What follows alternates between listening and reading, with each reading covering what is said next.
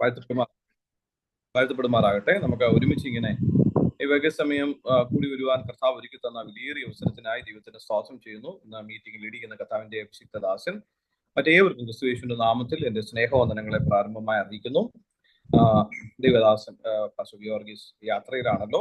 ദൈവദാസനെ ഓർത്ത് പ്രാർത്ഥിക്കാം. കർത്താവ് യാത്രയിൽ കൂടെ ഇരിക്കട്ടെ. നമ്മള് ചില നാളുകൾക്ക് ശേഷമാണ് ഇങ്ങനെ വീണ്ടും കൂടുന്നത്. അത് ദൈവത്തിന്റെ ഓരോ സമയങ്ങളിൽ നമുക്ക് അങ്ങനെ തരുന്ന സാഹചര്യത്തെ ഓർത്ത് ദൈവത്തിന്റെ സ്തോത്രം.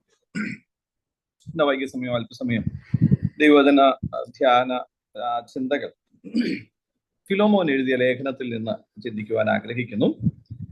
നമുക്ക് ഏവർക്കും അറിയാവുന്നതുപോലെ അപ്പോസ്തലനായ പൗലോസ് ഫിലോമോൻ എഴുതിയ ലേഖനം ഒരു അധ്യായം മാത്രമേ ഉള്ളൂ. അത് വളരെ പേഴ്സണലായ ഒരു ലേഖനം ഫിലോമോന് എഴുതുകയാണ്. വ്യക്തിപരമായ ഒരു ലേഖനം. ഇത് ദൈവത്തിന്റെ വചനമാണ്. ഞാൻ വിശ്വസിക്കുന്ന ഒരു കാര്യം, ഈ 66 വ്യത്യസ്തമായ ബുക്കുകൾ അടങ്ങിയ കമ്പൈൽ ചെയ്ത ദൈവത്തിന്റെ വചനം, ഇത് പൂർണ്ണമായി ദൈവവചനമാണെന്ന് ഞാൻ വിശ്വസിക്കുന്നു. അതിൽ നമ്മളെല്ലാവരും അങ്ങനെ വിശ്വസിക്കുന്നു. അപ്പോൾ തന്നെ നാം മനസ്സിലാക്കുമ്പോൾ എഴുത്തുകൾ, പൗലോസ് എഴുതിയ എഴുത്തുകൾ അതിന് ഒരു ഇമ്മീഡിയറ്റ് ആയിട്ടുള്ള ഒരു റെസിപ്പിയന്റ് ആണ്. ഒരു ആൾക്കാർക്ക് വേണ്ടിയിട്ടാണ് എഴുതിയത്. അത് നമുക്കും അത് പ്രയോജനകരമാണ്. നമ്മളും അത് ദൈവവചനമായിട്ട് മനസ്സിലാക്കും. അപ്പൊ തന്നെ അതിൻ്റെ അകത്തിൽ എഴുതിയ പല കാര്യങ്ങളുണ്ട്. കഴിഞ്ഞ ദിവസം ഞാൻ ഇത് മനസ്സിലാക്കാൻ വേണ്ടിയിട്ട് ഞങ്ങളുടെ ചർച്ചിൽ എൻ്റെ പിതാവ് എനിക്ക് എഴുതിയൊരു ലെറ്റർ. ഇപ്പൊ നമുക്ക് അങ്ങനെ ലെറ്റർ എഴുത്തൊന്നും ഇല്ലല്ലോ. നമ്മളെല്ലാം പെട്ടെന്ന് കൊടുത്ത് ടൈപ്പ് ചെയ്യല്ലേ, പെട്ടെന്ന് ക്വിക്കായിട്ട്. അതും നമ്മളെക്കാട്ടിലും എന്താ പറയാ, കുഞ്ഞുങ്ങളൊക്കെ പെട്ടെന്നാണ് ടൈപ്പ് ചെയ്യുന്നത്. നമ്മൾ വിചാരിക്കും അവർക്ക് ടൈപ്പ്. ഞാൻ കഴിഞ്ഞ ദിവസം വെളിയിലൊന്ന് പോയപ്പോൾ പിള്ളേരൊക്കെ പെട്ടെന്ന് ഭയങ്കരമായിട്ട് 2ാം ക്ലാസ്സിലൊക്കെ പഠിക്കുന്ന പിള്ളേരാ, പെട്ടെന്ന് ടൈപ്പ് ചെയ്യും. എന്നെക്കാളും ഫാസ്റ്റായിട്ട് ടൈപ്പ്. അപ്പൊ ഇന്ന് ആ ഒരു സാഹചര്യം മാറി. അപ്പൊ അന്ന് എഴുത്തായിരുന്നു. ഈ കൂട്ടത്തില് നമ്മളൊക്കെ എഴുതിയിട്ടുണ്ട്. അപ്പൊ അപ്പന് എഴുതിയ എഴുത്ത് ഞാൻ ഇപ്പോഴും എൻ്റെ ഫയലിൽ സൂക്ഷിച്ചിട്ടുണ്ട്. ഭയങ്കര രസകരമായ എഴുത്തുകളാണ്. ഞാൻ പറഞ്ഞിട്ടുണ്ടെന്ന് തോന്നുന്നു. ആ എഴുത്ത് എൻ്റെ അതിൽ ആദ്യം ഇങ്ങനെ എഴുതിയേക്കുന്നത്, എടാ മോനെ, ഞാൻ ബോംബെയിലായിരുന്ന സമയത്ത്, എനിക്ക് 2002, 2001 ആ കാലഘട്ടത്തിലൊക്കെ ഡിഗ്രിയൊക്കെ കഴിഞ്ഞ് പോയ സമയത്ത് അപ്പൻ്റെ എഴുത്താ. മോനെ, ക്രിസ്തു യേശുവിൽ എന്നൊക്കെ പറഞ്ഞ ആ തുടക്കം, ഒരു വളരെ അങ്ങനത്തെ ഒരു തുടക്കമൊക്കെ കഴിഞ്ഞിട്ട് പിന്നീട് സുഖമായിരിക്കുന്നു, ദൈവം നിന്നെ സൂക്ഷിക്കട്ടെ എന്നൊക്കെ പറഞ്ഞുള്ള കാര്യങ്ങളൊക്കെ പറഞ്ഞിട്ട് പിന്നെ അദ്ദേഹം ആത്മീയ കാര്യങ്ങളെ എഴുതാറുള്ളൂ. അങ്ങനെ മറ്റൊന്നുമില്ല. അതിന്റെ ഇടയ്ക്ക് ഒരു ചെറിയൊരു പോയിന്റ് ആ ഒരു കത്തില് ഞാൻ എടുത്ത് ഹൈലൈറ്റ് ചെയ്തത്, മോനെ നിന്റെ പാസ്പോർട്ട് വന്നിട്ടുണ്ട് എന്നുള്ളൊരു കാര്യം. അത് പേഴ്സണലാ, പാസ്പോർട്ട് വന്നിട്ടുണ്ട്. അത് ബാക്കിയെല്ലാം എന്താണെന്ന് അറിയാമോ, എനിക്കും വേറൊരാൾക്ക് വായിച്ചാലും അതെന്താണ്, അത് യൂസ്ഫുള്ളാ. പക്ഷെ ഈ പാസ്പോർട്ട് വന്നിട്ടുള്ളത് എനിക്ക് മാത്രമാ യൂസ്ഫുൾ ആയിട്ടുള്ളത് എന്ന് പറഞ്ഞ പോലെ ഈ ലേഖനങ്ങളിലൊക്കെ ആ എഴുത്തുകാരന് മാത്രം ഉദ്ദേശിക്കുന്ന ചില പോയിന്റുകളുണ്ട്. അതൊന്നും പേഴ്സണലൈസ് ചെയ്ത് ഡോക്ടറിൻ ഉണ്ടാക്കാൻ പോയാൽ നമുക്ക് പ്രശ്നമായി പോകും. അപ്പൊ അതുകൊണ്ട് നമ്മൾ അതും കൂടെ മനസ്സിലാക്കുക. കാര്യം ഇതൊക്കെ ഒരു എഴുത്താ. നമ്മൾ അതിനെ ദൈവവചനമാകുമ്പോൾ തന്നെ, അത് ആത്മപ്രേരിതമായി എഴുതിയപ്പോൾ തന്നെ അതിൻ്റെ അകത്തിൽ ചില വ്യക്തിപരമായ പരാമർശങ്ങളുണ്ട്. ഒരെണ്ണം ഞാൻ പറയാം. അതിങ്ങനെയാണ്, ആകയാൽ നീ എന്നെ കൂട്ടാളി എന്ന് കരുതുന്നു എങ്കിൽ അവനെ എന്നെ പോലെ ചേർത്തുകൊള്ളാം. 17ാമത്തെ വാക്യം കേട്ടോ. അവൻ നിന്നോട് വല്ലതും അന്യായം ചെയ്തിട്ടോ കടം പെട്ടിട്ടോ ഉണ്ടെങ്കിൽ അത് എന്റെ പേരിൽ കണക്കിട്ടുകൊള്ളുക. ഇത് വായിച്ചിട്ട് നമ്മൾ പറയാ, ഇനിയിപ്പം രക്ഷിക്കപ്പെട്ട് വരുന്നവരുടെയൊക്കെ കടം നമ്മൾ തീർക്കണം എന്നൊക്കെ പറഞ്ഞു കഴിഞ്ഞാൽ, അങ്ങനെ ഉപദേശം വന്നു കഴിഞ്ഞാൽ വലിയ പണിയായി. അപ്പൊ ഇങ്ങനെയുള്ള വ്യക്തിപരമായ പല പരാമർശങ്ങളും പല കാര്യങ്ങളും ഉണ്ട്. ഇതൊന്നും നമുക്ക് എന്ത് ചെയ്യാൻ പറ്റത്തില്ല വ്യക്തിപരമായിട്ട്. അത് അപ്പൊ തന്നെ അത് എത്തിക്കലാണ്, സ്പിരിച്വലാണ്.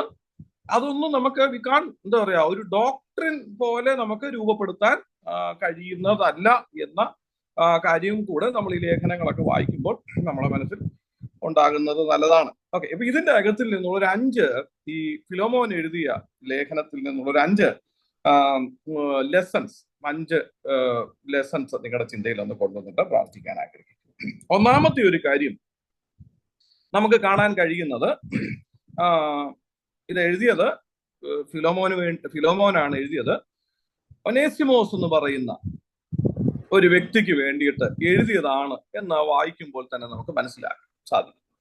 ചില ചില ചിന്തകന്മാർ പറയുന്നത് ഈ തുടക്കത്തിൽ പറഞ്ഞിരിക്കുന്ന ഫിലോമോൻ, പിന്നെ അതുപോലെ ഈ എനിക്കും നിനക്കും സഹോദരിയായ അപ്പിയയ്ക്കും അത് വൈഫാണ്, മകനെ കുറിച്ചാണ്, അവരുടെ വീട്ടിലെ സഭയെ കുറിച്ചാണ് എന്നൊക്കെയാണ് ഒരു ചിന്തകൻ ഇങ്ങനെ പറയുന്നത്. എന്ത് തന്നെ ആയിക്കോട്ടെ, അവിടെ ഇവരെല്ലാം ഈ എഴുതപ്പെട്ട എന്താണോ അപ്പീല്, ആ അപ്പീലുമായി റിലേറ്റഡ് ആയിട്ടുള്ള ആളുകളാണ് എന്ന് നമുക്ക് അനുമാനിക്കാം, നമുക്കത് മനസ്സിലാക്കാനായി സാധിക്കും.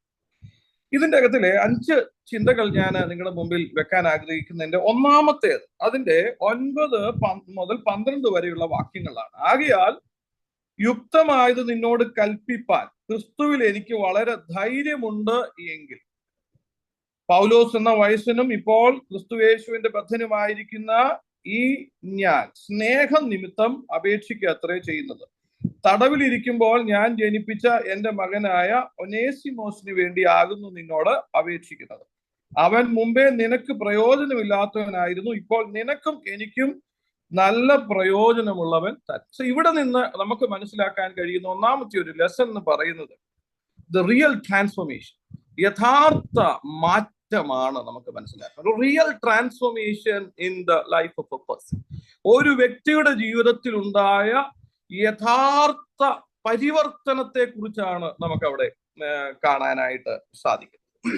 അവിടെ താൻ പറയുന്നൊരു കാര്യം ഇതാണ്, ഈ ഒനേസിമോസ് എന്ന് പറയുന്ന ആ വ്യക്തി നിനക്ക് പ്രയോജനമില്ലാത്തവനായിരുന്നു. മുമ്പേ നിനക്കും പ്രയോജനമില്ല, ആർക്കും പ്രയോജനമില്ല, പക്ഷെ ഇപ്പൊ നിനക്കും എനിക്കും ഒരുപോലെ പ്രയോജനമുണ്ട്. ഇതാ ട്രാൻസ്ഫോർമേഷൻ. ഒരു റിയൽ ട്രാൻസ്ഫോർമേഷന്റെ സൈൻ എന്ന് പറയുന്നത് അവർ യൂസ്ഫുൾ ആയി മാറും എന്നുള്ളതാണ് ഒരു ട്രാൻസ്ഫോർമേഷന്റെ യഥാർത്ഥ സൈൻ എന്ന് പറയുന്നത്. ഈ ഒനേസിമോസ് എന്ന് പറയുന്ന വാക്കിന്റെ അർത്ഥം തന്നെ എന്താണ്? യൂസ്ഫുൾ എന്നാണ്, അല്ലെ?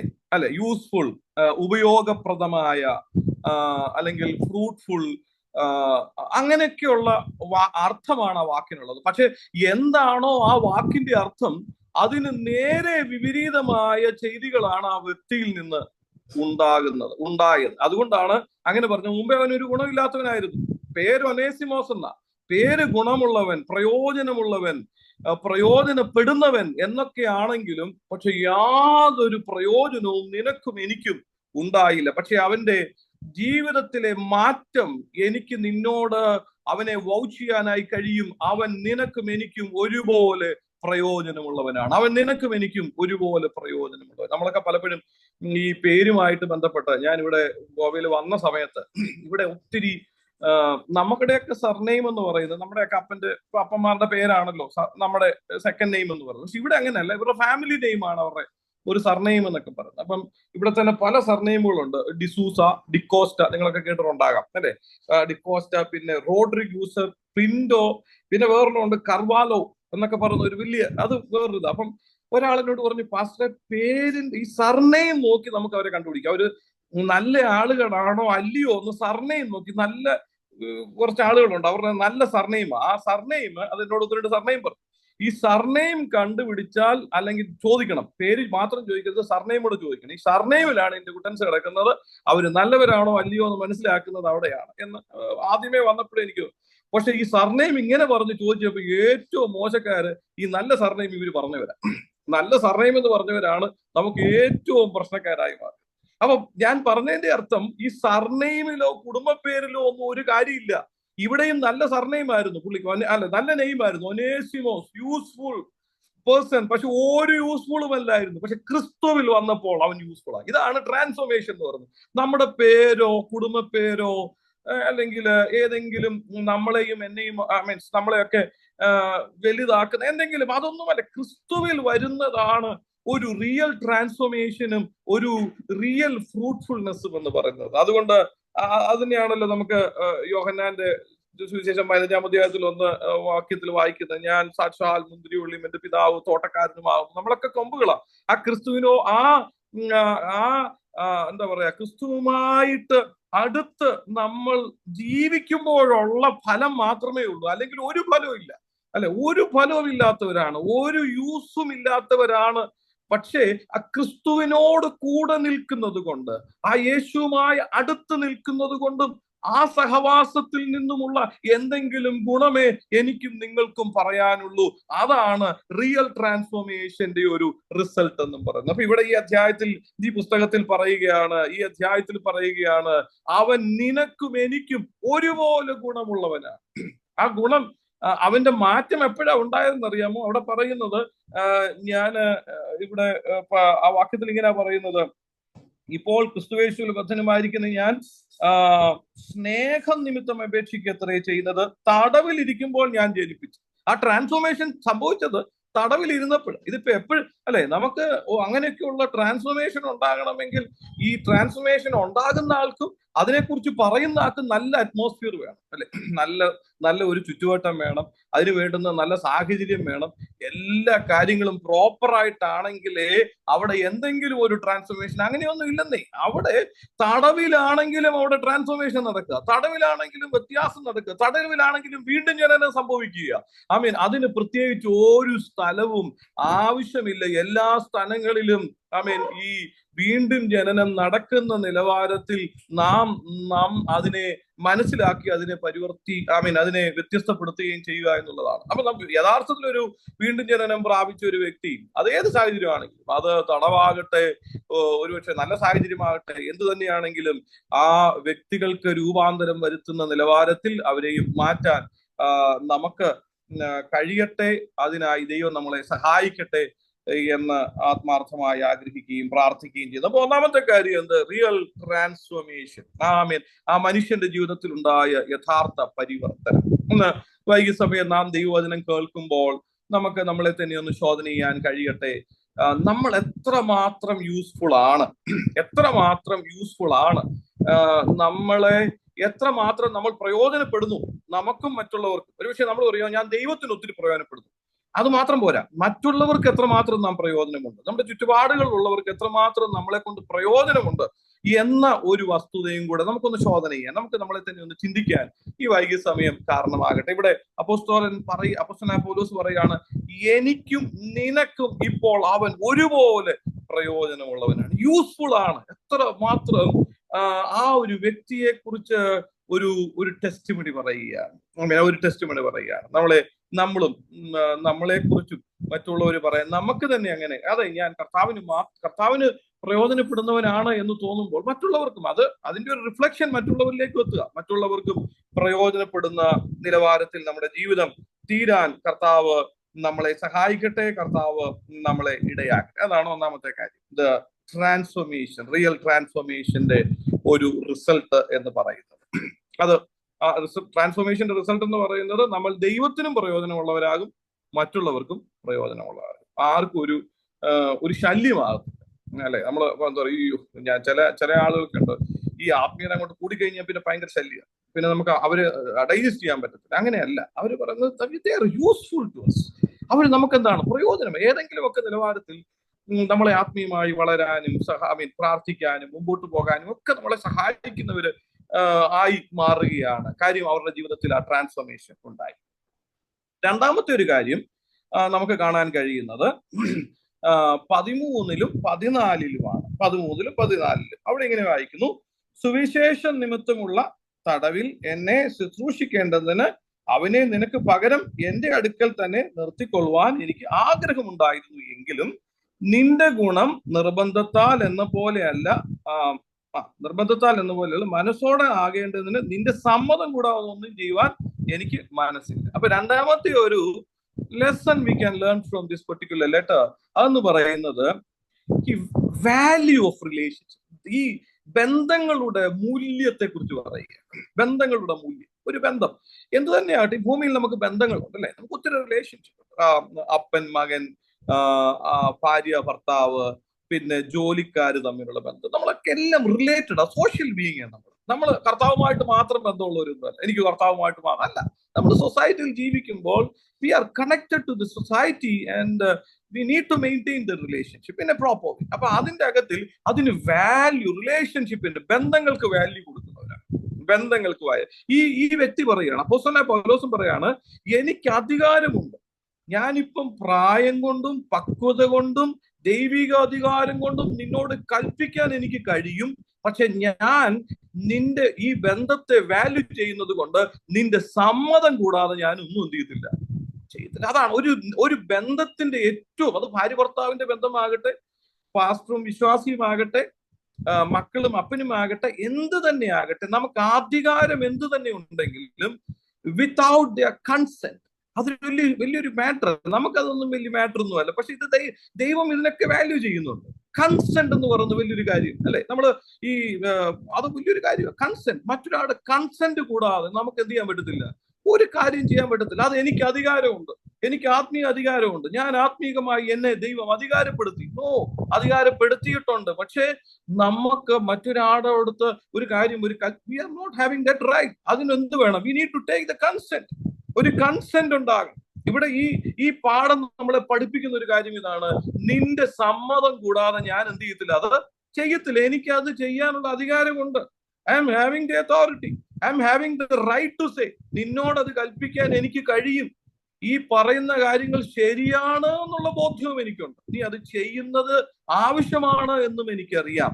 പക്ഷേ ഈ ഒരു കാര്യം എനിക്ക് എന്റെ കൂടെ ഈ വ്യക്തിയെ നിർത്താം. പക്ഷേ ഈ കോണ്ടെക്സ്റ്റും ആരെ കുറിച്ചാണ് ഈ പറയുന്നതെന്ന് നിങ്ങൾക്ക് ബോധ്യമുള്ളത് കൊണ്ടാണ് ഞാൻ ആ ഒരു കോണ്ടെക്സ്റ്റ് ഒന്നും പറയാതെ നേരിട്ട് ആ ചിന്തകളിലേക്ക് കടന്നത്. ഒനേസിമോസ് എന്ന് പറയുന്ന വ്യക്തി ഒരു സ്ലേവ്, സെർവന്റ്, ഫിലോമോന്റെ അടുത്തു നിന്ന് ഓടിപ്പോവുകയാണ്. ഓടിപ്പോയിട്ട് പൗലോസുമായിട്ടുള്ള ബന്ധത്തിൽ തനിക്കുണ്ടായ മാറ്റങ്ങളെ കുറിച്ചും അതിന്റെ ഒരു അപ്പീലും തിരിച്ച് അദ്ദേഹം റിസീവ് ചെയ്യുന്നതിനെ കുറിച്ചും ഒക്കെ ഉള്ള ഒരു ലെറ്ററാണ്, ഒരു പേഴ്സണൽ ലെറ്ററാണ് ഈ ലെറ്റർ. അപ്പൊ ഇവിടെ പറയുകയാണ്, എനിക്ക് വേണം എന്റെ കൂടെ നിർത്താം, അവൻ എനിക്ക് ഒത്തിരി പ്രയോജനമുള്ളവനാ, എനിക്ക് ഒത്തിരി യൂസ്ഫുൾ ആ. ഞാൻ മുമ്പേ നേരത്തെ പൗലോസ് പറഞ്ഞ പോലെ is useful to me and you. അതെനിക്കറിയാം. പക്ഷെ എനിക്ക് നിന്റെ കൺസെന്റ് കൂടാതെ അത് ചെയ്യാൻ എനിക്ക് താല്പര്യമില്ല. Because I value the relationship. അത് എത്രയാണെങ്കിൽ, എത്ര ആത്മീക, പൗലോസ് തന്നെ പറയുന്ന ഒരു കാര്യമുണ്ട്, എന്റെ ആത്മീക മകൻ എന്ന് പറഞ്ഞ തിമോത്തിയോസിനെ കുറിച്ചും തിത്തോസിനെ കുറിച്ചും കൊരിന്ത്യ സഭയെ കുറിച്ച് പറയുന്നുണ്ട്, ഗലാത്യ സഭയെ കുറിച്ച് കുഞ്ഞുങ്ങളെ എന്ന് വിളിക്കുന്നുണ്ട്. ഇവരെയൊക്കെ മക്കൾ എന്നുള്ള നിലവാരത്തിലാണ് പൗലോസ് കാണുന്നത്. എങ്കിലും താന് എവിടെയാണ് തന്റെ അധികാരം ഉപയോഗിക്കേണ്ടുന്നത്, എവിടെയാണ് ഉപയോഗിക്കേണ്ടാത്തതെന്നുള്ള ഒരു നല്ല ബോധ്യം തനിക്കുണ്ടായിരുന്നു. നമ്മൾ പലപ്പോഴും ദൈവം തന്ന അധികാരത്തെ ഈ അടുത്തിടയ്ക്കൊക്കെ ഉണ്ട് ആൾക്കാരെ ശപിക്കാനും, ഞാൻ അങ്ങ് ശപിക്കുക, എന്തിന്റെ അനുഗ്രഹമൊക്കെ നശിച്ചു പോട്ടെ എന്നൊന്നും പറയാൻ ദൈവം നമുക്ക് അധികാരം തന്നിട്ടില്ലെന്ന്. നമുക്ക് ഒരുപക്ഷെ പറഞ്ഞാൽ ചിലപ്പോൾ അത് വലിക്കുമായിരിക്കും. പക്ഷെ ആദ്യമുള്ള ഒരു അധികാരം ഒന്നും ദൈവം നമുക്ക് തന്നിട്ടില്ല. We are not having that authority to curse summon. നമുക്ക് അങ്ങനെയുള്ള ഒരു അധികാരം ഒന്നും തന്നിട്ടില്ല. എനിക്ക് ദൈവം അധികാരം തന്നിട്ടുണ്ട്, ഞാൻ അധികാരിയാണ്. അങ്ങനെ പറഞ്ഞ് നമുക്ക് ഇങ്ങനെ മിസ്യൂസ് ചെയ്യാനായിട്ട് കഴിയുകയില്ല. അത് നമ്മുടെ റിലേഷൻഷിപ്പിനെ ബാധിക്കും. നമ്മൾ പലപ്പോഴും നമ്മുടെ ബന്ധങ്ങൾ നഷ്ടപ്പെട്ടു പോവുകയാണ്. ഇത് അല്പം സൈക്കോളജിയുമായിട്ടൊന്ന് കണക്ട് ചെയ്യണമെന്ന് എനിക്ക് ആഗ്രഹമുണ്ട്. അതായത് പല സൈക്കോളജിസ്റ്റുകളും പറയുന്നത് നമ്മുടെ ബന്ധങ്ങൾ തകർന്നു പോകുന്നത് അത് നമ്മുടെ പലപ്പോഴും നമ്മൾ എടുക്കുന്ന തീരുമാനങ്ങളാണ്. നമ്മൾ അങ്ങനെ അങ്ങ് ട്രെയിൻ ചെയ്ത് വെച്ചിരിക്കുകയാണ്. അതുകൊണ്ട് പലപ്പോഴും നമുക്ക് ബന്ധങ്ങൾ ഒരു 10 പേരുടെ റിലേഷൻഷിപ്പ് എടുക്കുകയാണെന്ന് നമ്മുടെ ചുറ്റുപാടുള്ള അപ്പൻ, മകൻ, ഭാര്യ, ഭർത്താവ്, ഇങ്ങനെയൊക്കെയുള്ളവരെണ്ണം എടുത്ത് നമ്മളെ തന്നെ ഒന്ന് ഇവാലുവേറ്റ് ചെയ്താൽ നമുക്ക് എത്ര പേരോട് ഈ ഒരു വർഷത്തിന്റെ അകത്തിൽ പിണങ്ങാതെ മെയിൻറ്റെയിൻ ചെയ്യാനായി കഴിഞ്ഞു. അങ്ങനെ ഇല്ലെന്നുണ്ടെങ്കിൽ അതിനൊക്കെ നമ്മൾ സാരമായി നമ്മളതിന് ചികിത്സിക്കേണ്ടിയിരിക്കുന്നു. അല്ലെങ്കിൽ സാരമായിട്ട് നമ്മളതിനെ നിസാരമായിട്ട് കാണാതെ അത് നമ്മൾ സീരിയസ് ആയിട്ട് എടുക്കേണ്ടിയിരിക്കുന്നു. കാര്യം എവിടേക്കോ റിലേഷൻഷിപ്പ് പ്രോബ്ലംസ് ഉണ്ട്. അതെന്താണെന്നറിയാമോ? അത് മെയിൻ ആയിട്ട് അവിടെ സൈക്കോളജിസ്റ്റുകൾ അതിന് പല മാർഗങ്ങൾ പറയുന്നുണ്ട്. പക്ഷെ ഇവിടെ റിയൽ ട്രാൻസ്ഫോർമേഷൻ സംഭവിച്ചാൽ, യഥാർത്ഥ മാറ്റം സംഭവിച്ചാൽ പിന്നീട് നമുക്ക് ബന്ധങ്ങളിൽ ബുദ്ധിമുട്ടുകൾ ഉണ്ടാകത്തില്ല. കാര്യം നമ്മൾ ബന്ധങ്ങൾക്ക് കൊടുക്കുന്ന ഒരു കാര്യം എന്ന് പറഞ്ഞാൽ, I value that person. Without his consent, permission, I won't do anything. ഞാൻ അതൊന്നും ചെയ്യത്തില്ല. അതെന്റെ ഭാര്യ ആയിക്കോട്ടെ, എന്റെ മക്കളായിക്കോട്ടെ, we need to take the consent and permission. ചിലപ്പോൾ നമ്മൾ അധികാരം, ഞാൻ അപ്പനാ, ഞാൻ ജനിപ്പിച്ചത്, നമ്മൾ ജനിപ്പിച്ചത് എന്താ? അത് ദൈവമായി ആ കാര്യങ്ങളെ ക്രമീകരിക്കുക. ദൈവമാ അതിന്റെ പിന്നിൽ, ദൈവമാണ്. സോ ഞാൻ ഭർത്താവായതുകൊണ്ട് നീ അങ്ങനെയല്ല. So we need to take the consent. അവിടെ നമുക്ക് ഒന്നാമത് ഈ റിലേഷൻഷിപ്പിന് മെയിൻ ആയിട്ട് വേണ്ടത് 1 കൺസെന്റ്, 2 റെസ്പെക്ട്, 3 വാല്യൂ. ഇത് 3ഉം നമ്മൾ കൊടുക്കുന്നത് ഒത്തിരി ഉണ്ട്. അതിൽ പ്രധാനപ്പെട്ട കാര്യങ്ങൾ ഇതുമായി ബന്ധപ്പെട്ടതാണ് പറഞ്ഞത്. കൺസെന്റ് ഉണ്ടാകണം, വാല്യൂ ചെയ്യണം. We need to value the person, we also need to respect. അതുപോലെ തന്നെ ഞാൻ നേരത്തെ ഓർപ്പിച്ചാന്ന് തോന്നുന്നു, ഇപ്പൊ നമ്മുടെ ബന്ധങ്ങളിൽ നാം പറയുന്ന ഒരു കാര്യം, അവൻ എന്നെ ആവശ്യമുണ്ട്, വേണേ പറട്ടെ, അങ്ങനെയല്ലേ പലപ്പോഴും നമ്മൾ ചിന്തിക്കുന്നത്, അവൻ എന്നെ കൊണ്ട് ആവശ്യമുണ്ട്. അങ്ങനെയല്ല, ഐ നീഡ് ദാറ്റ് പേഴ്സൺ. അങ്ങനെ വേണം ബന്ധങ്ങൾക്ക്. നമ്മുടെ ബന്ധങ്ങൾ നിലനിർത്തണം എന്നുണ്ടെങ്കിൽ നമ്മൾ പറയുന്ന ഒരു കാര്യം, ഒരു യഥാർത്ഥ ട്രാൻസ്ഫോർമേഷൻ സംഭവിച്ച ഒരു വ്യക്തി പറയുന്നത് ഐ നീഡ് ദാറ്റ് പേഴ്സൺ. കർത്താവിന് നമ്മളെ ആവശ്യം. നമ്മളെ എന്നിട്ട് ചെയ്തിട്ടാണോ കർത്താവ് പറഞ്ഞത്? ഞാൻ അല്ലേ? കർത്താവ് പറയാണ്, ആ ആ ജോൺ 3:16 ഒക്കെ പറഞ്ഞു, ദൈവം ലോകത്തെ സ്നേഹിച്ചു. നമ്മളെന്ത് ചെയ്തിട്ടാണ് സ്നേഹിച്ചത്? എന്തെങ്കിലും ചെയ്തിട്ടാണോ? നമ്മുടെ എന്തെങ്കിലും ഗുണം കണ്ടിട്ടോ, അല്ലെങ്കിൽ നമ്മുടെ എന്തെങ്കിലും നല്ലത് കണ്ടിട്ടാണോ? ഒന്നും അല്ല. നീ കർത്താവ് പറയാം, I need you Manu, I need you. നീ കൊള്ളരുതാത്തവനാണെങ്കിലും, നീ ഒരു ഉപകാരമില്ലാത്തവനാണെങ്കിലും, ഐ നീഡ് യു. അതിനാ ഞാൻ ഈ ഭൂമിയിൽ വന്നത് എന്ന് നാം തിരിച്ചറിയുമ്പോൾ അതിൽ നിന്നുണ്ടാകുന്ന ട്രാൻസ്ഫോർമേഷൻ എന്നെയും നിങ്ങളെയും കൊണ്ട് പറയിപ്പിക്കുന്ന ഒരു കാര്യമുണ്ട്. എനിക്ക് എന്റെ ചുറ്റുപാടുള്ളവരെ ആവശ്യമാണ്, എനിക്ക് എന്റെ കൂടെയുള്ളവരെ ആവശ്യമാണ്. അവർക്ക് എന്നെ വേണ്ടെങ്കിലും അവർക്ക് എന്നെ ആവശ്യമില്ലെങ്കിലും ഐ നീഡ് ദം. അത് ആ ഒരു അണ്ടർസ്റ്റാൻഡിങ്ങിലാണ് എന്ത് പറയുന്നതെന്ന് അറിയാമോ? റിലേഷൻഷിപ്പ് മെയിൻറ്റെയിൻ ചെയ്യാൻ. അത് വന്നു കഴിഞ്ഞാൽ പിന്നെ നമ്മൾ പറയുന്ന ഒരു കാര്യമുണ്ട്, നമ്മൾ അവരുടെ കൺസെന്റ് എടുക്കും. ഇവിടെയും എന്നെ ഒത്തിരി, ഞാനിത് പലപ്പോഴും ഈ അധ്യായം വായിച്ചു കഴിഞ്ഞാൽ പിന്നെ വളരെ ചിന്തിപ്പിച്ചൊരു കാര്യം ഇതാണ്. ആ വാക്യം പറയാണ്,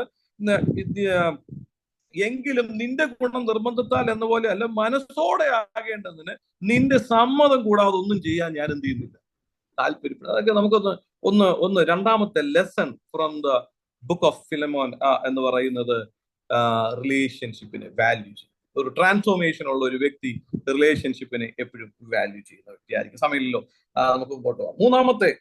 മൂന്നാമത്തെ ഒരു കാര്യം നമുക്ക് അവിടെ കാണാനായി സാധിക്കുന്നത് 15 മുതൽ 17 വരെയുള്ള വാക്യങ്ങളാണ്. അവൻ അല്പകാലം വേർവിട്ട് പോയത് അവനെ സദാകാലത്തേക്ക് നിനക്ക് ലഭിക്കേണ്ടതിനായിരിക്കും. അവൻ ഇനി ദാസനല്ല, ദാസന് മീതെ പ്രിയ സഹോദരൻ എന്ന പോലെ തന്നെ. അവൻ വിശേഷാൽ എനിക്ക് പ്രിയൻ, എങ്കിലും നിനക്ക് ജലസംബന്ധമായും കർത്തൃ സംബന്ധമായും എത്രയോ അധികം. ആകയാൽ നീ എന്നെ കൂട്ടാളി എന്ന് കരുതുന്നു എങ്കിൽ അവനെയും എന്നെ പോലെ ചേർത്തുകൊള്ളൂ. The third lesson we can learn from here is the need of reconciliation. ഒരു നിരപ്പിന്റെ ആവശ്യകതയെ കുറിച്ച് പറയുകയാണ്. Need of reconciliation. റിലേഷൻഷിപ്പിനെ കുറിച്ച് നമുക്ക് മനസ്സിലായി. അടുത്ത് പറയാണ് forgiveness അല്ലെങ്കിൽ forgive ചെയ്യുന്നതിനെ കുറിച്ച് നമുക്കറിയാം അല്ലെ? നമ്മൾ ഒത്തിരി ചിന്തിക്കുകയും ചെയ്യുന്നതാണ്. കർത്താവേ എന്നോട് ക്ഷമിക്കണമേ, ഞാൻ അവരോട് ക്ഷമിക്കുന്നു എന്നൊക്കെ നമ്മൾ പ്രാർത്ഥിക്കാറുണ്ട് അല്ലെ? നമ്മൾ പ്രാർത്ഥിക്കാറുമുണ്ട്, നമ്മൾ അങ്ങനെ ചെയ്യാറുമുണ്ട് അല്ലെ? ഫോർഗീവ്നെസ് എന്ന് പറയുന്നത് കാര്യം നമുക്കറിയാം. നമ്മൾ ഒരാളോട് ക്ഷമിച്ചില്ലെങ്കിൽ കർത്താവ് നമ്മളോട് ക്ഷമിക്കുകയില്ല. കാര്യം കർത്താവ് നമ്മളോട് ക്ഷമിച്ചത് കൊണ്ട് നമ്മൾ മറ്റാളുകളോടും ക്ഷമിക്കുകയാണ്. നമ്മൾ അങ്ങനെയല്ല ചിന്തിക്കണം. ഞാൻ ആദ്യം പറഞ്ഞു, ഒന്നുകൂടെ തിരുത്തി പറയുന്നു. മറ്റൊരാള് ഞാൻ ക്ഷമിച്ചില്ലെങ്കിൽ ദൈവം എന്നോട് ക്ഷമിക്കുന്നില്ല എന്നുള്ളതല്ല. ദൈവം എന്നോട് ക്ഷമിച്ചത് കൊണ്ട് ഞാൻ ക്ഷമിക്കാൻ ബാധ്യസ്ഥനായിരിക്കുന്നു എന്നുള്ളതാണ്. കർത്താവിനോട് ക്ഷമിച്ചു, അതുകൊണ്ട് ഇനി എനിക്ക് ആരോടും ക്ഷമിക്കാതിരിക്കാൻ പറ്റത്തില്ല. ഐ എം ലൈബിൾ, ഞാൻ അതിന് ബാധ്യസ്ഥനാണ്. ഞാൻ ബാധ്യസ്ഥനാണ്. പലപ്പോഴും നമ്മുടെ എന്താ പറയാ, ലാഭം നോക്കിയാണ് ഞാൻ ക്ഷമിക്കുക. എന്താ അറിയോ? കർത്താവിനോട് ക്ഷമിക്കാൻ. അങ്ങനെയല്ല. കർത്താവ് ക്ഷമിച്ചത് കൊണ്ട് ഞാൻ മറ്റുള്ളവരോട് ക്ഷമിക്കുക. എനിക്ക് ക്ഷമിക്കാതിരിക്കാൻ പറ്റത്തില്ല. എനിക്ക് എന്റെ ക്വാളിറ്റി അതായിട്ടങ്ങ് മാറുക. പക്ഷെ ക്ഷമ വന്നെങ്കിലും റിക്കൺസിലിയേഷനിലേക്ക് നമ്മൾ പോകാറില്ല, അല്ലെങ്കിൽ നിരപ്പിലേക്ക് പോകാറുണ്ട് അല്ലെ? ഇവിടെ ഇദ്ദേഹം പറയുകയാണ്, അപ്പോസ്തലനായ പൗലോസ് ഫിലോമോനോട് പറയാ, കുഞ്ഞെ ഞാൻ നിന്നോട് ഇത് പറയുന്നത് നിങ്ങൾ തമ്മിൽ നിരക്കണം അല്ലെ? നിരക്കുന്ന ഒരു അനുഭവത്തിലേക്ക് പോകണം. അത് അപ്പോസ്തലനായ പൗലോസ് അവിടെ ഹൈലൈറ്റ് ചെയ്യുക. ഒരു റിക്കൺസിലിയേഷന്റെ ആവശ്യകതയെ കുറിച്ച് പറയുക. Reconciliation will lead you to rebuild the relationship എന്നാ പറയുന്നത്. Rebuild the relationship. അത് എന്താ പറയാ, നമ്മുടെ ബന്ധങ്ങളെ പുനഃസ്ഥാപിപ്പാൻ നമുക്ക് കഴിയുന്നതാണ് റിക്കൺസിലിയേഷൻ. പലപ്പോഴും നമ്മൾ ദൈവത്തോട് പറഞ്ഞു, ക്ഷമ പറഞ്ഞു, അവിടെ കൊണ്ടങ്ങ് അവസാനിപ്പിക്കും. കർത്താവേ എന്നോട് ക്ഷമിക്കണേ, കാര്യങ്ങൾ കഴിഞ്ഞു. അത് നല്ലതാ. ഇപ്പൊ നമുക്ക് ഈ ബോഡി ഓഫ് ക്രൈസ്റ്റിന്റെ അകത്തല്ലാത്ത ഒരാളാണെങ്കിൽ അവിടെ നാം ദൈവത്തോട് ക്ഷമ പറയുക, ആ വ്യക്തിയോടും ക്ഷമ പറയുക, അല്ലെങ്കിൽ അങ്ങനെ ഒരു ഫോർഗീവ്നെസ് അവിടെ നമുക്ക് അവസാനിപ്പിക്കാം. പക്ഷെ ബോഡി ഓഫ് ക്രൈസ്റ്റിന്റെ അകത്ത്, ദൈവരാജ്യത്തിന്റെ അകത്തുള്ള ഒരാളാണെങ്കിൽ അവിടെ ഫോർഗീവ്നെസ് കൊണ്ട് മാത്രം നടക്കില്ല. അവിടെ റിക്കൺസിലിയേഷനും ഇറ്റ്സ് നീഡഡ്. അവിടെ നിരപ്പും ആവശ്യമാണ്. ഇല്ലെന്നുണ്ടെങ്കിൽ ഈ ബോഡി ഓഫ് ക്രൈസ്റ്റിന്റെ പലയിടങ്ങളിൽ ഇങ്ങനെ എന്ത് ചെയ്യുക, ഡിസ്കണക്ട് ആയിരിക്കുക. അത് റീകണക്ട് ചെയ്യുന്നത് എങ്ങനെയാണെന്ന് അറിയാമോ? നമ്മുടെ റിക്കൺസിലിയേഷനിലൂടെയാണ്. നമ്മുടെ നിരപ്പിലൂടെ മാത്രമേ അതിനൊരു റിക്കൺസിലിയേഷൻ നടക്കുകയുള്ളൂ. ഇതിന്റെ ആവശ്യകതയെ ബോധ്യമാക്കിക്കൊണ്ട് തന്നെയാണ് അപ്പോസ്തലനായ പൗലോസ് ഇവിടെ പറയുന്നത്. ആ വാക്യങ്ങളിൽ താൻ ഇവിടെ മൂന്നാമത്തെ കാര്യം 17-ാമത്തെ വാക്യത്തിലാ, നീ എന്നെ കൂട്ടാളി എന്ന് കരുതുന്നുവെങ്കിൽ അവനെ എന്നെ പോലെ ചേർത്തു, അവനെ എന്നെ പോലെ ചേർത്തുകൊള്ളുക എന്ന് പറയും. നമുക്കത് വളരെ ഇമ്പോർട്ടന്റ് ആയ ഒരു കാര്യമാണ്. നമ്മളൊക്കെ ക്ഷമിക്കുന്നവരാണ്, മറ്റുള്ളവരോട് ക്ഷമിക്കുകയും അവരുടെ കുറവുകളെയൊക്കെ നമ്മൾ മറക്കുകയും ചെയ്യുന്നവരാണ്. പക്ഷെ എവിടെയെങ്കിലും നിരപ്പ് പ്രാപിക്കാതെ ക്ഷമിക്കുന്നുണ്ട്, പക്ഷെ അവരെ കാണുമ്പോൾ എന്നെ കൊണ്ടത് നമുക്കത് നിരക്കാൻ പറ്റുന്നില്ല. എന്താ അതൊരു ബുദ്ധിമുട്ടാണ്. തിരുവത്താഴത്തിന് സമയത്തൊക്കെ അവിടുന്ന് റീപ്ലേസ് ചെയ്യുക. ഇപ്പൊ നമ്മുടെ നാട്ടിലൊക്കെ നമുക്ക് ഇവിടെ അങ്ങനെയുള്ള പ്രശ്നങ്ങളൊന്നുമില്ല, വെളിയിലൊന്നും മാറിയിരിക്കുക അങ്ങനെയൊക്കെ എന്ന് പറഞ്ഞാൽ നിരക്കുന്നില്ല, നിരപ്പ് വരുന്നില്ല. അവിടെ ഒരു റിലേഷൻഷിപ്പിന് ഒരു റീബിൽഡിങ് ഉണ്ടാകുന്നില്ല. അവിടെ എന്തുള്ളൂ, ഫോർഗീവ്നെസ് മാത്രമേ അല്ലെങ്കിൽ ക്ഷമ മാത്രമേ നടക്കുന്നുള്ളൂ. അതല്ല ദൈവം ആഗ്രഹിക്കുന്നത്, ഒരു റിക്കൺസിലിയേഷനും ദൈവം ആഗ്രഹിക്കുന്നു എന്നുള്ള മൂന്നാമത്തെ ഒരു കാര്യം കൂടെ നമുക്ക് അവിടെ മനസ്സിലാക്കാനായി സാധിക്കും. അതുകൊണ്ട് ഇന്ന് വൈകിയ സമയം നമ്മൾ ഒരുമിച്ച് ആ കാര്യം ചിന്തിക്കാം. എവിടെയെങ്കിലും ഒക്കെ റിക്കൺസിലിയേഷൻ നടക്കാത്ത ഭാഗങ്ങൾ ഉണ്ടെങ്കിൽ, അവിടെ ഫോർഗീവ്നെസ് മാത്രമേ സംഭവിച്ചിട്ടുണ്ടെങ്കിൽ അവിടെ റിക്കൺസിലിയേഷനും സംഭവിക്കുവാൻ കർത്താവ് സഹായിക്കട്ടെ. കർത്താവ് അതിനായി നമ്മളെ ബലപ്പെടുത്തട്ടെ. ഇവിടെ ഈ റിക്കൺസിലിയേഷൻ വലിയൊരു ഒരു ഇതാണ്. ഇദ്ദേഹം 15 പറയുകയാണ്, 15-ാമത്തെ വാക്യം മുതൽ പറയുകയാണ്, അവൻ അല്പകാലം വേറിട്ട് പോയോണ്ട് അവനെ സദാകാലത്തേക്ക് നിനക്ക് ലഭിക്കേണ്ടതിനായിരിക്കും, ഇനി അവൻ ദാസനല്ല എന്ന് പറഞ്ഞിട്ട് റീകണക്ട് ചെയ്യാൻ നോക്കുക. ഞാൻ ചിന്തിക്കാറുണ്ട് പലപ്പോഴും, നമ്മളൊക്കെ രണ്ടുപേര് പിണങ്ങിയിരിക്കുവാണെങ്കിൽ, നമ്മുടെ ഈ ഗ്രൂപ്പിലുള്ള നമ്മുടെ ആരുടെയും കാര്യമല്ല പറയുന്നത്, പൊതുവിലുള്ള ഒരു മനുഷ്യന്റെ ഒരു നേച്ചറാണ്. രണ്ടുപേരും പിണങ്ങിയിരിക്കുകയാണെങ്കിൽ നമ്മൾ അതിന്റെ ഇടയ്ക്ക് കയറി കഴിഞ്ഞു കഴിഞ്ഞാൽ നമുക്കുള്ള ഒരു ചെറിയ എന്താ പറയാ, അവരെങ്ങനെങ്കിലും ആ പിണക്കം ഒന്ന് കൂട്ടാൻ എന്തെങ്കിലുമൊക്കെ നമ്മളെ കൊണ്ട് കോൺട്രിബ്യൂട്ട് ചെയ്യാമെന്നുണ്ടെങ്കിൽ അതെല്ലാം എന്ത് ചെയ്യും, കോൺട്രിബ്യൂട്ട്. ഞാൻ പലരെയും അങ്ങനെ കണ്ടിട്ടുണ്ട്. അവര് രണ്ടുപേരും തമ്മിൽ പിണങ്ങിയിരിക്കുക, ഇതിന്റെ ഇടയ്ക്ക് ചെന്നിട്ട് നിരപ്പിക്കാനായിട്ടാ ചെല്ലുന്നത്. പക്ഷെ നിരപ്പിക്കാൻ ചെന്ന് കഴിഞ്ഞിട്ട് അവസാനം അത് കുളമായി ജീവിതത്തിൽ ഒരിക്കൽ പോലും ഇനി അപ്പം കഴിഞ്ഞ ദിവസം ഒരു ഭാര്യയും ഭർത്താവും ദൈവവചന പ്രകാരം അവർക്ക് പിരിയാനുള്ള ഒരു അവകാശമൊന്നും ഇല്ല. അപ്പൊ അങ്ങനെ ഇരുന്നപ്പോ ഒരു ദൈവദാസി ഒരു ദർശനം കണ്ടു. കിണറ്റിന്റെ മണ്ടയ്ക്കൂടെ ഒരു കയറും ഈ കപ്പിയുണ്ടല്ലോ, ഈ വെള്ളം ഇങ്ങനെ ഇടുന്നത്, അത് നമുക്കറിയാം. അതിങ്ങനെ ഇട്ടു, നിങ്ങൾക്ക് വേണ്ടി പ്രാർത്ഥിച്ചുകൊണ്ടിരുന്നപ്പോ ഇത് തെറിച്ച് വെള്ളത്തിലോട്ടങ്ങ് പോയി. അപ്പൊ രണ്ടായി. അതിന്റെ അർത്ഥം എന്തായി? നിങ്ങൾ രണ്ടുപേരും രണ്ടായി. ഈ പുള്ളിയോട് ഇത് പറഞ്ഞു. പുള്ളിയുടെ മനസ്സിന്റെ അകത്ത് ഇത് കയറി, ഞാനാണ് ഇവർ ഒരുമിച്ച് ജീവിക്കാൻ വേണ്ടി പ്രാർത്ഥിച്ചുകൊണ്ടിരിക്കുക, അതിന് വേണ്ടിയിട്ടുള്ള കൗൺസിലിംഗും കാര്യം, ഇത് രണ്ടാകുമെന്നുള്ള ദർശനം കിട്ടി. നിരപ്പിക്കാൻ ചെന്ന ഒരാൾ എന്ത് ചെയ്തു, അവസാനം രണ്ടാക്കി കൈ കൊടുത്തു. പുള്ളി എപ്പോ പറഞ്ഞാലും പറയുന്നൊരു കാര്യമുണ്ട്, പക്ഷേ ആ ദർശനം, അന്ന് കണ്ട ദർശനം, ഞാൻ പറഞ്ഞു പണി നോക്കാൻ പറഞ്ഞു. ആ ദർശനം, ഇങ്ങനെയൊക്കെ കുറെ ദർശനങ്ങളൊക്കെ കണ്ട് അവസാനം ആളുകളെ രണ്ടാക്കി വിടുന്ന ദർശനങ്ങൾ, പ്രവചനങ്ങൾ, ഇങ്ങനെയല്ല. നമ്മുടെ ശുശ്രൂഷയിൽ എന്താകണം? യൂണിറ്റി കൊണ്ടുവരണം, അല്ലെ?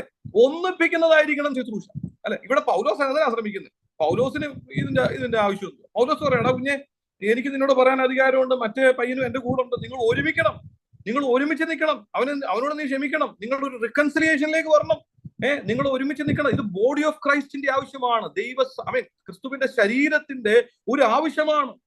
അത് മനസ്സിലാക്കുന്ന ഒരു ദൈവകൃത്യൻ അല്ലെങ്കിൽ ഒരു ദൈവ പൈതൽ എടുക്കുന്ന ഒരു വിശേഷ തീരുമാനമാണ് രണ്ടുപേരെ ഒന്നിപ്പിക്കുക എന്നുള്ളത്. നമ്മുടെ ജീവിതത്തിൽ നമ്മൾ നിരക്കുക, അപ്പോൾ തന്നെ മറ്റുള്ളവരെ ഏതെങ്കിലുമൊക്കെ തരത്തിൽ ഡിസ്കണക്ട് ആയിട്ടുണ്ടെങ്കിൽ അവരെ നിരപ്പിക്കുന്നതാകട്ടെ എന്റെയും നിങ്ങളുടെയും വാക്കുകൾ, അവരെ നിരപ്പിക്കുന്നതാകട്ടെ എന്റെയും നിങ്ങളുടെയും ചിന്തകൾ, അവരെ നിരപ്പിക്കുന്നതാകട്ടെ എന്റെയും നിങ്ങളുടെയും ശുശ്രൂഷകൾ.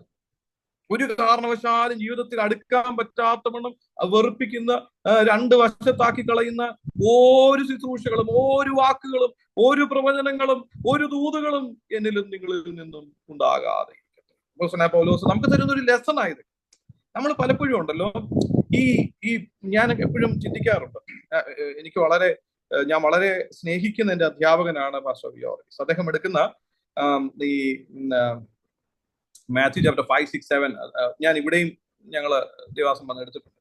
അപ്പൊ ആ ലെസന്റെ മുകളിൽ വേണം ആ ബേസിക് പ്രിൻസിപ്പിൾസിന്റെ, കർത്താവ് പഠിപ്പിച്ച പ്രിൻസിപ്പിൾസിന്റെ മുകളിൽ വേണം എന്ത് പഠിപ്പിക്കാൻ? ഈ അപ്പോസ്തലനായ പൗലോസ് പറഞ്ഞതും പഠിപ്പിച്ചതുമായ കാര്യങ്ങളെയൊക്കെ മനസ്സിലാക്കാനും വ്യാഖ്യാനം പഠിപ്പിക്കാനും. നമുക്ക് അത് താല്പര്യപ്പെടാതെ ഈ വരുമ്പം പല തെറ്റായ വ്യാഖ്യാനങ്ങളിലേക്ക് പോകും. ഈ വാക്യങ്ങളെ എല്ലാം നമ്മൾ ഒരു ലെസണും ഇല്ല, വേറെ പല ലെസൺസ് എടുക്കും, ഡോക്ട്രിൻസ് മാത്രം. നമ്മൾ ഡോക്ട്രിൻസ് ഫൈൻഡ് ഔട്ട് ചെയ്യാൻ മാത്രമാണ് ഇത് എടുക്കുന്നത്, ഈ ലെറ്റേഴ്സ് ഒക്കെ. പക്ഷെ യേശു പറഞ്ഞ വാക്കുകൾ, യേശു പഠിപ്പിച്ച പഠിപ്പുകളുടെ മുകളിൽ നിന്നിട്ട് ഇതിനെയൊക്കെ ഒന്ന് മനസ്സിലാക്കാനായി ശ്രമിച്ചാൽ അവിടേക്ക് വരുന്നത് എന്താണെന്നറിയാമോ? ഒരു ട്രാൻസ്ഫോർമേഷൻ സംഭവിച്ച വ്യക്തിയിൽ നിന്നുണ്ടാകുന്ന മാറ്റങ്ങളും സുവിശേഷീകരണവും ദൈവത്തെക്കുറിച്ചുള്ള പറച്ചിലും ആ ആളുകളെ കർത്താവിങ്കിലേക്കുള്ള ആകർഷിക്കുന്നതുമായ കാര്യങ്ങളിലേക്ക് അത് അവസാനിക്കുവാനിടയായിട്ട്. അപ്പൊ മൂന്നാമത്തെ കാര്യം നാം മനസ്സിലാക്കുന്നത് the need of reconciliation. നാലാമത്തെ കാര്യം നമുക്ക് മനസ്സിലാക്കാനായി കഴിയുന്നത് the position in Christ. ക്രിസ്തുവിൽ ഉള്ള ഒരു വ്യക്തിയുടെ സ്ഥാനം, പൊസിഷൻ ഇൻ ക്രൈസ്റ്റ്. അത് 16-ാമത്തെ വാക്യത്തിൽ, അവൻ ഇനി ദാസനല്ല, ദാസന് മീതെ പ്രിയ സഹോദരൻ. അല്ലെ, പ്രിയ സഹോദരൻ. അത് വളരെ ചിന്തിപ്പിക്കുന്ന ഒരു കാര്യം. അവിടെ ഇപ്പൊ പറയുന്ന ഇവിടെ പറയുന്നത് അവൻ ഇനി അവിടെ ജോലിക്ക് വരുത്തില്ലെന്നോ, നിന്റെ കൂടെ വന്ന് പണി ചെയ്യത്തില്ലെന്നോ, നീ അവന് ശമ്പളം കൊടുക്കണ്ടെന്നോ ഒന്നും അല്ല ഇവിടെ പറയുന്നത്. ആ സോഷ്യൽ റെസ്പോൺസിബിലിറ്റീസ് ഒക്കെ അവിടെ ഉണ്ട്, അതിനൊന്നും ഒരു മാറ്റമില്ല. പക്ഷെ മാറ്റം എന്താണെന്ന് അറിയാമോ? ആ കാഴ്ചപ്പാടില്ല. ആ വ്യക്തി ഇനി എന്താണ്? എന്റെ സഹോദരനാണ്. He is my brother in Christ. She is my sister in Christ. ആ കാഴ്ചപ്പാടിന് വ്യത്യാസം. ബാക്കി ജോലിയൊക്കെ ഒരേ ജോലിയായിരിക്കും.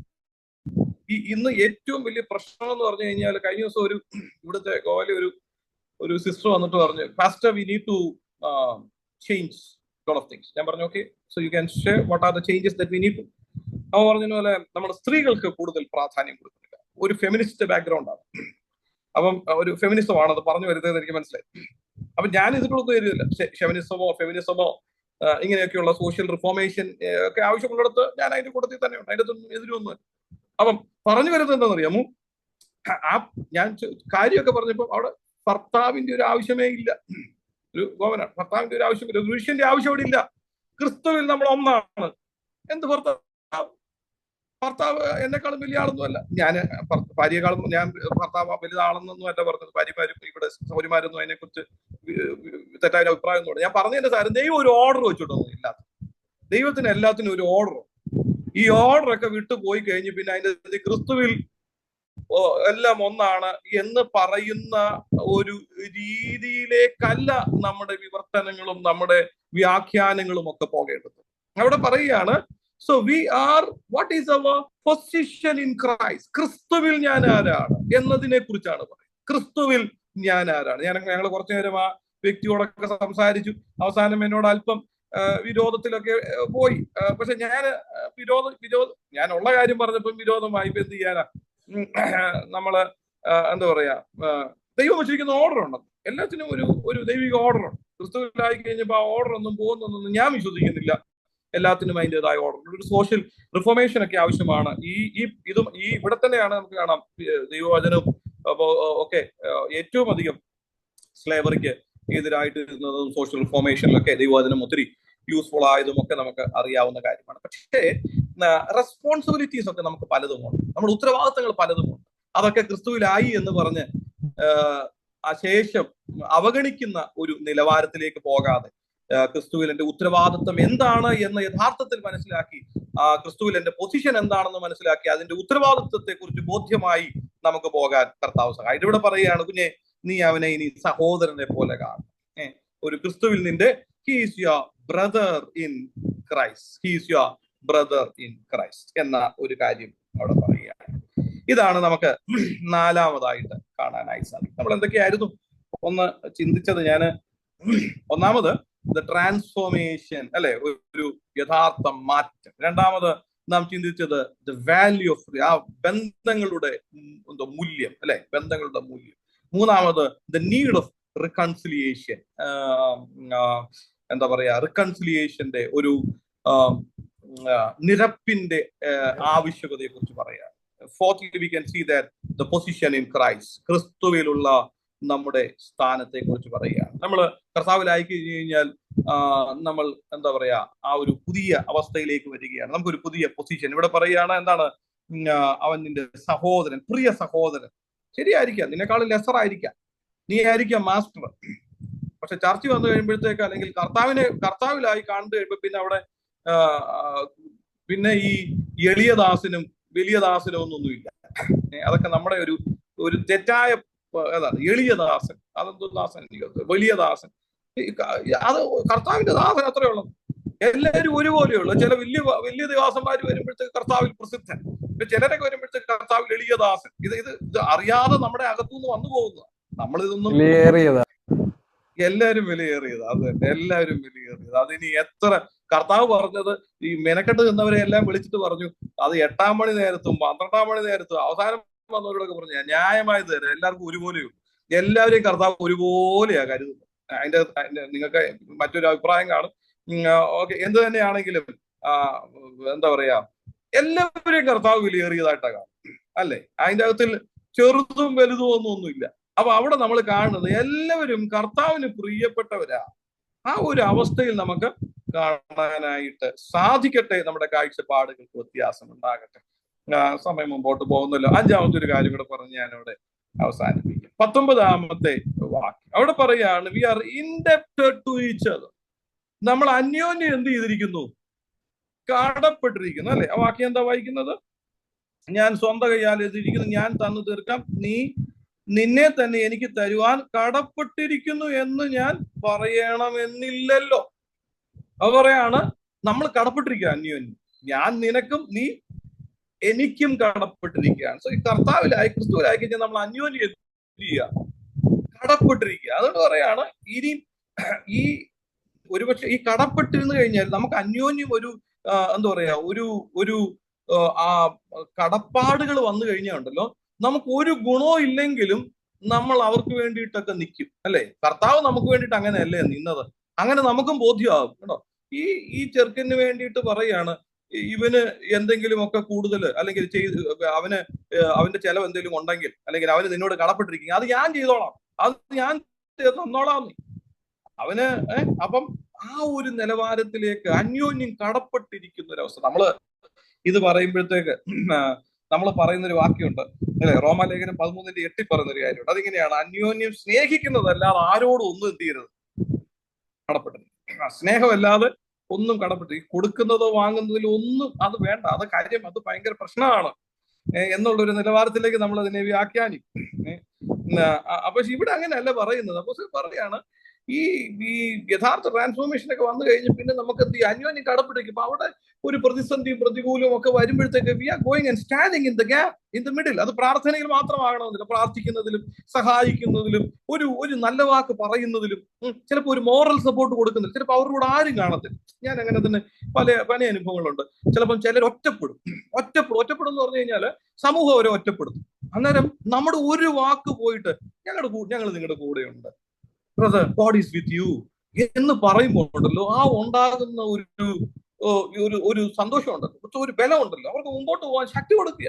അപ്പൊ നമ്മൾ ദൈവത്തോട് കടപ്പെട്ടിരിക്കുന്നത് കൊണ്ട് നമ്മുടെ ചുറ്റുപാടുമുള്ള ആളുകളുമായിട്ട് നമുക്ക് എന്തുണ്ട്? ഒരു കടപ്പെട്ടിരിക്കുന്നു. We are indebted. നമ്മൾ അന്യോന്യം കടപ്പെട്ടിരിക്കുന്നു. അത് സ്നേഹത്തിൽ മാത്രമല്ല. സ്നേഹത്തിൽ മാത്രം ഇതിനെ വ്യാഖ്യാനിക്കാൻ കഴിയത്തില്ല. അങ്ങനെയുണ്ടെങ്കിൽ ലൂക്കോസ് 10:25 യേശു പറഞ്ഞ നല്ല ശമരിയക്കാരന്റെ ഒരു ഉപമയം, അല്ലെ? അവിടെ കർത്താവ് പറയുകയാണ്, ഈ ന്യായശാസ്ത്രി വന്നിട്ട് പുള്ളി വന്നൊരു ചോദ്യം ചോദിക്കണം, നിത്യജീവനെ പ്രാപിപ്പാൻ ഞാൻ എന്ത് ചെയ്തു? യേശു തിരിച്ചു ചോദിക്കും, ന്യായപ്രമാണത്തിൽ എന്ത് എഴുതിയിരിക്കുന്നു നീ എങ്ങനെ വായിക്കുന്നു? അത് വലിയ പ്രാധാന്യമുള്ളതാണ്. എഴുതിയിരിക്കുന്നത് മാത്രമല്ല, അത് വായിക്കുന്നത് എങ്ങനെയാണ്, അതിനെ വ്യാഖ്യാനിക്കുന്നത് എങ്ങനെയാണ്? പുള്ളി അന്നേരം പറഞ്ഞിട്ടുണ്ട്, നിന്റെ ദൈവമായ കർത്താവിനെ പൂർണ്ണ മനസ്സോടും പൂർണ്ണ ശക്തിയോടും പൂർണ്ണ ഹൃദയത്തോടും പൂർണ്ണ ആത്മാവോടും 4 കാര്യങ്ങളാണ് പറഞ്ഞത്. സ്നേഹിക്കണം, ഒരു തെറ്റുമില്ല. നമ്മളൊക്കെ ആണെങ്കിൽ ഇച്ചിരി മാറ്റി പറയും, ആരാധിക്കണം എന്നൊക്കെ വേണമെങ്കിൽ പറഞ്ഞു തന്നിരിക്കാം. പക്ഷെ അദ്ദേഹം വളരെ കൃത്യമായിട്ടാണ് പറഞ്ഞു. ആ ചെറുപ്പക്കാർ വളരെ കൃത്യമായിട്ടാണ് പറഞ്ഞു, സ്നേഹിക്കണം. പിന്നെ തന്നെയല്ല, കൂട്ടിയും പറഞ്ഞു, നിന്റെ കൂട്ടുകാരനെ നിന്നെ പോലും എന്ത് ചെയ്യണം? സ്നേഹിക്കണം. അത് കഴിഞ്ഞിട്ട് താഴെ കർത്താവ് പറയുന്ന ഒരു കാര്യം, അത് എക്സ്പ്ലെയിൻ ചെയ്യുക. നിന്റെ കൂട്ടുകാരൻ ആരാ എന്ന ചോദ്യത്തിന് എക്സ്പ്ലെയിൻ ചെയ്തിട്ട് അവൻ താഴ്ത്തി കണ്ട് വരുന്ന ഒരു പറയുമ്പോൾ നമുക്ക് കാണാനായിട്ട് സാധിക്കുന്നത്, ഇത് 2 വെള്ളിക്കാശ് പോകാൻ നേരത്ത് കൊടുത്തിട്ട് ഇന്നിന്റെ ആളിന് കൊടുത്തിട്ട് പറയുകയാണ്, ഇവനെ രക്ഷ ചെയ്യണം, അധികം വലതും ചെലവിട്ടാൽ മടക്കി വരുമ്പോൾ ഞാൻ എന്ത് ചെയ്യാം? തരാം. ഒരു എന്താ പറയാ, എന്ത് കടപ്പാടാ? ഒരു കടപ്പാടും അവിടെ ഇല്ല. പക്ഷെ ആ സ്നേഹത്തിൽ നിന്ന് ഉണ്ടാകുന്നതാ എന്താ പറയാ, ആ ഒരു സ്നേഹത്തിൽ നിന്നുണ്ടാകുന്നതാണ് ആ ഒരു കടപ്പാടെന്ന് പറയുന്നത്. ഒരാള് രക്ഷ ചെയ്യണം, അതായത് അവൻ നഷ്ടപ്പെട്ടു പോകാതിരിക്കാൻ നമ്മൾ എന്താണ് കടപ്പെട്ടവരാണ്. നമ്മുടെ കൂടെയുള്ള ഒരാള് നഷ്ടപ്പെട്ടു പോകാതിരിക്കുന്നതിന്റെ ഉത്തരവാദിത്വവും കടപ്പാടും എനിക്കും നിങ്ങൾക്കുമാണ് എന്നൊരു ലെസണും കൂടെ നമുക്കിവിടെ മനസ്സിലാക്കാനായി സാധിക്കും. അത് നമ്മുടെ കൂടെയുള്ളവരെ അവർക്ക് പ്രാർത്ഥനയായിരിക്കാം ഒരുപക്ഷെ ആവശ്യം, ഒരുപക്ഷെ നിങ്ങളുടെ ഒരു മോറൽ സപ്പോർട്ട് ആയിരിക്കാം ആവശ്യം, ഒരുപക്ഷെ നിങ്ങളുടെ ഒരു 500 rupees ആയിരിക്കും ആവശ്യം, ഒരുപക്ഷെ നിങ്ങളുടെ ഒരു എന്താ പറയാ ചെന്നൊന്ന് ഒരു വിസിറ്റ് ആയിരിക്കും, ഒരു ഫോൺ കോൾ ആയിരിക്കും ആവശ്യം. എന്ത് തന്നെയാണെങ്കിലും കർത്താവെ, മറ്റൊരാൾ നഷ്ടപ്പെട്ടു പോകാതിരിക്കാൻ ഞാൻ കടപ്പെട്ടിരിക്കുന്നു എന്ന ഒരു ബോധ്യത്തിൽ നമുക്ക് കാര്യങ്ങളെ ചെയ്യാൻ, നമുക്ക് കാര്യങ്ങളെ ഡീൽ ചെയ്യാൻ കർത്താവ് എന്നെയും നിങ്ങളെയും സഹായിക്കട്ടെ. അപ്പോസ്തലനായ പൗലോസ് ഫിലോമോന് എഴുതിയ ഈ ലേഖനത്തിൽ നിന്ന് നമ്മൾ 5 കാര്യങ്ങളാണ് ചിന്തിച്ചത്. അത് ഇന്ന് നമുക്ക് ഏവർക്കും നമ്മുടെ ക്രിസ്തീയ ജീവിതത്തിനും ഒരു ആത്മീയ അനുഗ്രഹത്തിന് കാരണമാകട്ടെ എന്ന് ആത്മാർത്ഥമായി ആഗ്രഹിക്കുകയും പ്രാർത്ഥിക്കുകയും ചെയ്തതിന്റെ വാക്കുകളെ ഇവിടെ അവസാനിപ്പിക്കുന്നു. ഒന്നുകൂടെ ഞാൻ പറയാം. ഒന്നാമത്തേത് ദ ട്രാൻസ്ഫോർമേഷൻ, 9ഉം 12ഉം വാക്യങ്ങളിൽ. രണ്ടാമത്തേത് വാല്യൂ ഓഫ് റിലേഷൻഷിപ്പ്, ബന്ധങ്ങളുടെ മൂല്യം, 13ഉം 14ഉം വാക്യങ്ങളിൽ. നീഡ് ഓഫ് റിക്കൺസിലിയേഷൻ, 15ഉം 17ഉം വാക്യങ്ങളിൽ. പൊസിഷൻ ഇൻ ക്രൈസ്റ്റ്, ക്രിസ്തുവിലുള്ള നമ്മുടെ സ്ഥാനം എന്താണ് എന്ന ബോധ്യം. അഞ്ചാമത്തേത് വി ആർ ഇൻഡെപ്റ്റഡ്, നമ്മൾ അന്യോന്യം കടപ്പെട്ടവരാണ്. ഒരുപക്ഷെ നമ്മൾ ഒരു പ്രാവശ്യമായിരിക്കും കാണുന്നത്, ഒരു പ്രാവശ്യമായിരിക്കും നമ്മുടെ സഭയിൽ വരുന്നത്, എങ്കിലും നമ്മൾ ആത്മീയമായി അവരുടെ നഷ്ടം സംഭവിക്കാതിരിക്കാൻ നാം കടപ്പെട്ടവരാണ് എന്ന ബോധ്യം നമ്മളെ അവർക്ക് വേണ്ടി പ്രാർത്ഥിക്കാനും അവർക്ക് വേണ്ടി ഇടിവിൽ നിൽക്കാനും അവർക്ക് വേണ്ടിയിട്ട് ഏതറ്റം വരെ പോകാനും എന്നെയും നിങ്ങളെയും പ്രേരിപ്പിക്കുന്ന നിലവാരത്തിൽ നമ്മുടെ ട്രാൻസ്ഫോർമേഷനെ ഒന്നുകൂടെ മനസ്സിലാക്കാൻ സർവശക്തനായ ദൈവം നമ്മളെ ഇടയാക്കട്ടെ എന്ന ആത്മാർത്ഥമായ ആഗ്രഹത്തോടും പ്രാർത്ഥനയോടും കൂടെ ഞാൻ എൻ്റെ വാക്കുകൾ ഇവിടെ അവസാനിപ്പിക്കും.